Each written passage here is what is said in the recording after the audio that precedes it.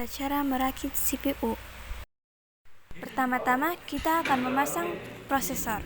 Prosesor ini adalah otak utama dari sebuah komputer yang mana berfungsi untuk memproses data secara keseluruhan. Kedua, dilanjutkan dengan pemasangan cooling fan. Perangkat keras yang satu ini adalah perangkat yang sangat penting, karena apabila perangkat ini tidak terpasang, maka 100% komputer Anda akan mengalami overheating, atau kata lain kepanasan. Komputer yang mengalami overheat dapat menyebabkan kerusakan pada banyak komponen perangkat keras, terutama prosesor. Karena itu, penggunaan kipas atau cooling fan sangat diperlukan.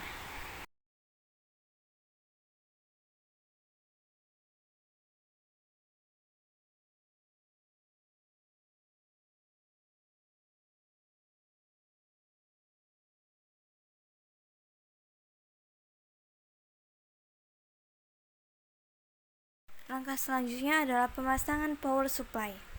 Power supply adalah perangkat keras yang mensuplai daya kepada komputer agar dapat bekerja. Pemasangan power supply harus dilakukan lebih dulu sebelum memasang motherboard ke dalam casing CPU. Setelah pemasangan power supply selesai, langkah selanjutnya adalah memasang motherboard. Tapi sebelum itu, saya akan memasang front panel terlebih dahulu agar lebih mudah. Pemasangan front panel ini harus tepat dan benar. Tidak boleh dilakukan dengan asal-asalan. Harus tepat, harus sesuai dengan kabel front panelnya. Karena apabila kabel-kabel tersebut salah dalam pemasangan, maka komputer tidak akan menyala.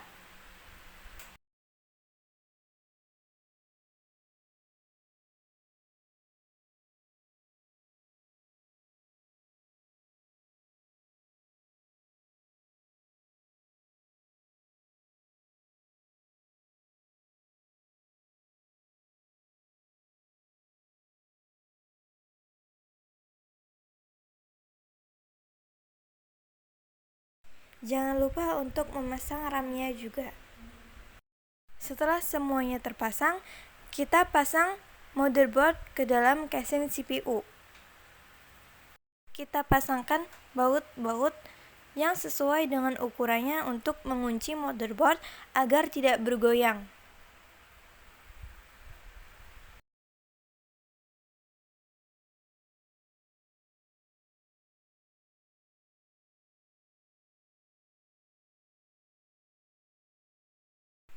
Setelah pemasangan baut selesai, langkah selanjutnya adalah memasang kabel yang berasal dari casing CPU ke 3 komponen, yaitu motherboard, power supply, dan hard disk.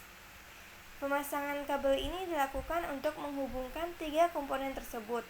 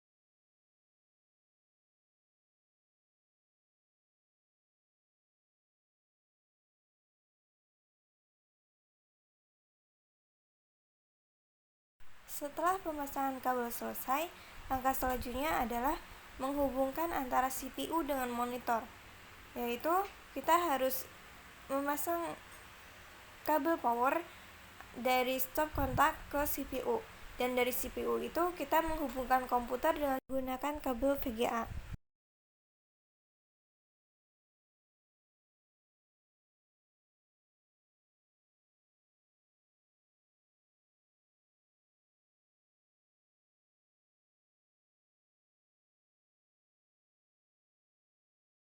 Begitulah tata cara memasang CPU. Halo semuanya, jadi hari ini kita akan belajar tentang troubleshooting PC. Jadi kalau ada masalah tentang monitor mati, hal pertama yang harus kita periksa yaitu kabel power. Nyolok atau enggaknya kabel power diperiksa. Jadi ini tuh kendor, jadi dikencengin biar listriknya masuk. Kalau udah kencang tapi monitornya masih mati, kita periksa power supply-nya. Power supply-nya ini kencang atau enggak, kita periksa. Tapi ini kendor. Terus diperiksa pakai indikator atau ada alirannya, ada listriknya, dayanya apa enggak, kita periksa pakai klip kertas.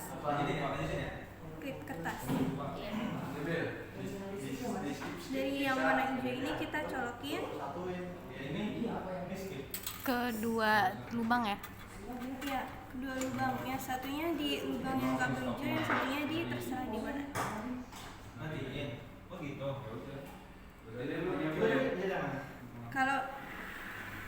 Kalau ininya muter artinya ada dayanya, ada arus listriknya. Artinya power supply-nya nggak ada masalah, tapi power supply-nya itu bisa menurun, dayanya bisa menurun. Kalau power supply-nya udah kepasang tapi monitornya masih mati, kita periksa RAM-nya. RAM-nya apakah kendor atau apakah kotor, kita periksa. Nah, cara membersihkan RAM itu kita pakai penghapus karet. Kita bersihin searah di kuningannya. Kalau sudah, kita pasang kembali.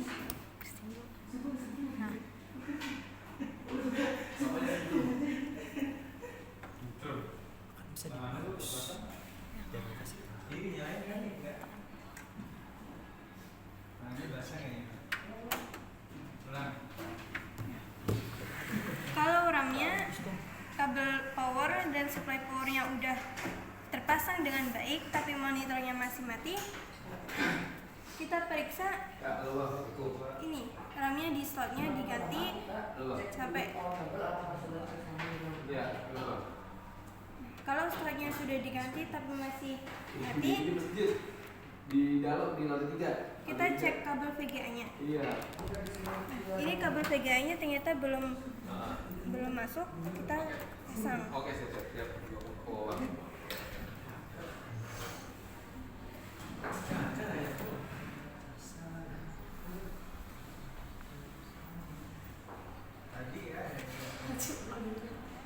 Siapa?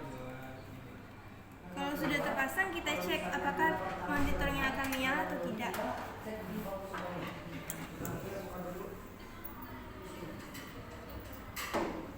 Nyala. Jadi monitornya sudah menyala. Ya, begitulah. Jadi monitornya sudah menyala dan tidak ada kerusakan dari kabel power supply, RAM atau CPU-nya. Sekian dari saya, terima kasih.